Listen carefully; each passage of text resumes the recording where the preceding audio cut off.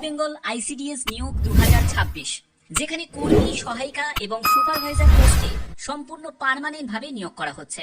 এখানে আবেদন করতে গেলে কি কি ক্রাইটেরিয়া ফুলফিল করবে, কিভাবে আবেদন করতে হবে, কত কি শূন্যপদ, কোন কোন জেলার জন্য কত শূন্যপদ রয়েছে, সম্পূর্ণ ডিটেলস ইনফরমেশন আজকের ভিডিওর মাধ্যমে ক্লিয়ার করব। ভিডিওটা প্রত্যেকের জন্য খুবই ইম্পর্টেন্ট, অবশ্যই বলবো শেষ পর্যন্ত দেখবে। তো দেখো, প্রথমে বলে রাখি যে এই ভিডিওর মাধ্যমে কি কি ইম্পর্টেন্ট টপিকগুলো থাকবে।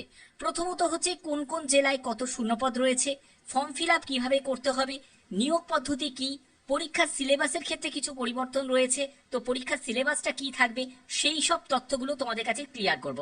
ভিডিওটা প্রত্যেকের জন্য খুবই ইম্পর্টেন্ট। অবশ্যই বলবো তোমরা যে জেলা থেকে এই ভিডিওটা দেখছো, অবশ্যই তোমার জেলার নাম প্রত্যেকে তোমার জেলার নামটা অবশ্যই কমেন্টে জানিয়ে দাও।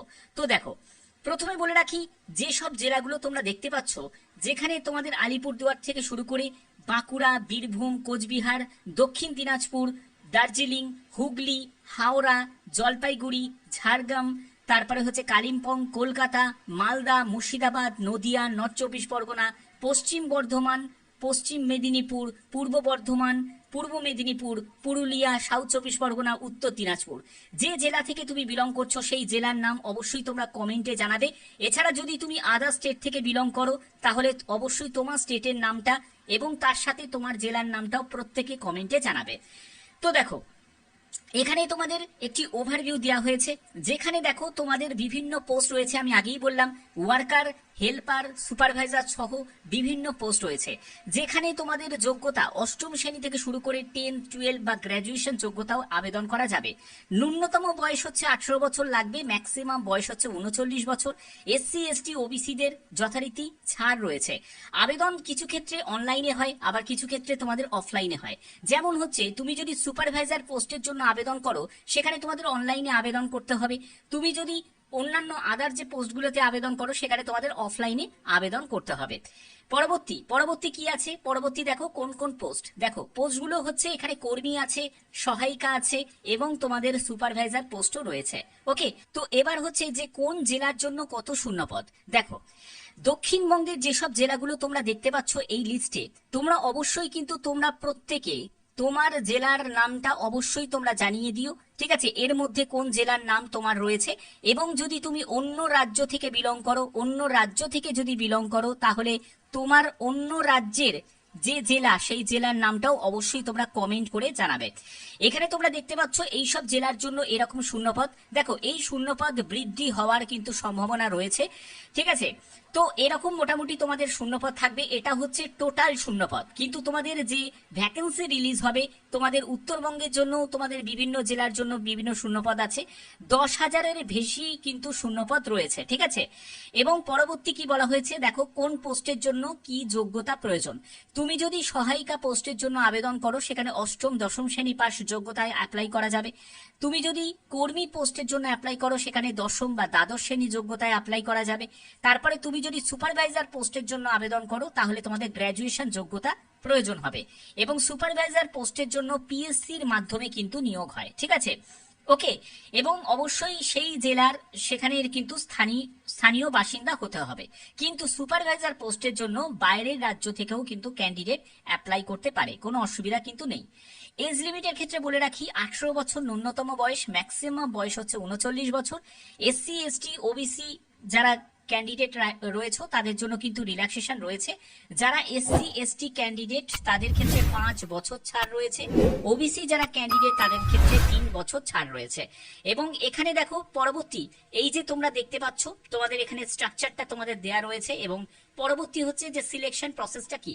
সিলেকশনের জন্য তোমাদের যেটা হবে সেটা সাধারণ জ্ঞান, বাংলা রচনা, ইংরেজি, অঙ্ক, পুষ্টি বিষয়ক কিছু প্রশ্ন থাকবে। তারপরে তোমাদের ভাইভা থাকবে এবং তোমাদের নথি যাচাই থাকবে। ঠিক আছে, আবেদন করতে গেলে তোমাদের কি কি প্রয়োজনীয় ডকুমেন্টস রেডি রাখতে হবে।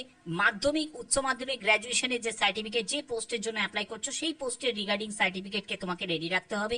জন্ম তারিখ প্রমাণপত্রের যে সার্টিফিকেট সেটা রেডি রাখতে হবে। জাতি সনদ মানে caste certificate, SC, ST OBC থেকে থাকলে সেটার কিন্তু লাগবে, সেটা অবশ্যই তোমাদের স্টেট লেভেলের সার্টিফিকেট কিন্তু লাগবে। তারপরে হচ্ছে তুমি যদি প্রতিবন্ধী হয়ে থাকো তার জন্য প্রযোজ্য সার্টিফিকেট, ভোটার আইডি কার্ড বা আধার কার্ড তোমাদের লাগবে। এবার দেখো যে তোমাদের কিভাবে আবেদন করতে হবে। আবেদন করার জন্য যেটা প্রসেস থাকবে সেটা হলো আইসিডিএস এর অফিসিয়াল সাইটে ভিজিট করে তোমাদের অনলাইন বা অফলাইন বিভিন্ন ব্লক বা জেলা থেকেও তোমরা এই ফর্ম সংগ্রহ করতে পারবে এবং সেখান থেকে তোমরা আবেদন করতে পারবে। কবে থেকে তোমরা আবেদন করবে আমি সম্পূর্ণ ডিটেলসটা বলবো, তার আগে তোমাদের বলে দিই যে পরীক্ষা মানে সিলেকশনের জন্য যে তোমাদের রিটিন এক্সাম যেটা হবে সেই রিটিন এক্সামের সিলেবাসটা কি থাকবে। রিটিন এক্সাম 90 নম্বরের হবে আর 10 নম্বরে তোমাদের ভাইবা মানে ইন্টারভিউ তোমাদের থাকবে। টোটাল 2 ঘন্টা সময় থাকছে রিটিন এক্সামের জন্য। এখানে দেখো পরবর্তী হচ্ছে যে পরীক্ষার সিলেবাসটা কি, যেখানে হচ্ছে যারা অঙ্গনারী ওয়ার্কার এবং হেল্পারের জন্য দেখো আলাদাভাবে দেয়া রয়েছে। স্থানীয় ভাষায় ওয়ার্কারের জন্য 150 শব্দের মাতৃ ও শিশু স্বাস্থ্য বিষয়ক তোমাদের রচনা লিখন থাকবে 10ম শ্রেণী মানের 15 নম্বর। পাটিগণিত থাকবে 10ম শ্রেণী মানের 20 নম্বর। পুষ্টি, জনস্বাস্থ্য, নারী সামাজিক অবস্থান, রাষ্ট্র পুষ্টি নীতি, টিকাকরণের ওপর 0 থেকে 6 বছরের শিশুর জন্য 15 নম্বর থাকবে। ইংরেজির ওপর সরল অনুবাদ, ঠিক আছে, এখানে তোমাদের 20 নম্বর থাকবে।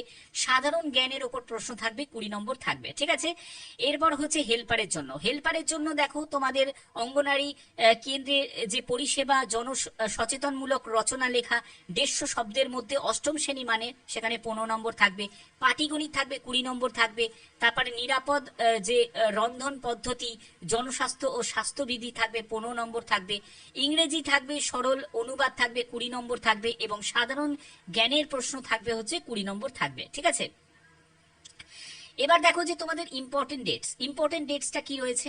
ইম্পর্টেন্ট ডেটস মানে কবে থেকে আবেদন তোমাদের শুরু হবে, নোটিফিকেশন কবে জারি হতে পারে, তো সেই ব্যাপারে বলে রাখি তোমাদের মে জুনের মধ্যে, ঠিক আছে, মে জুনের মধ্যেই তোমাদের ডিটেলস নোটিফিকেশন জারি হয়ে যাবে। এটা কিন্তু একটা এক্সপেক্টেড ডেট এবং তোমাদের আবেদন শুরু হয়ে যাবে জুলাই মাস নাগাদ, ঠিক আছে। এই মাসে যদি তোমাদের নোটিফিকেশন জারি হয়ে যায় জুলাই মাস থেকেই তোমরা ফর্ম ফিল আপ করতে পারবে।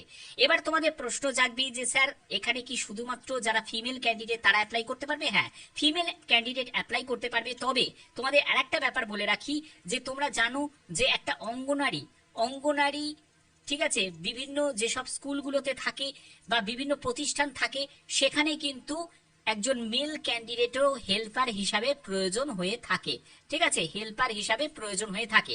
তোমাদের তার জন্যই বললাম তোমরা অবশ্যই কিন্তু তোমরা তোমাদের জেলার নামটা জানাবে যাতে তোমাদের কাছেও এই বিভিন্ন আপডেটগুলো পৌঁছে দিতে পারি।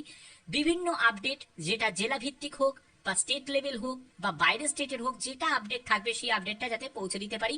এর জন্য চ্যানেলটিকে সাবস্ক্রাইবও করে রাখবে, বেল আইকনটাকে অল করে রাখবে যাতে নতুন নতুন আপডেট তোমাদের কাছে পৌঁছে দিতে পারি। এখনের মতো এটুকুই, ধন্যবাদ।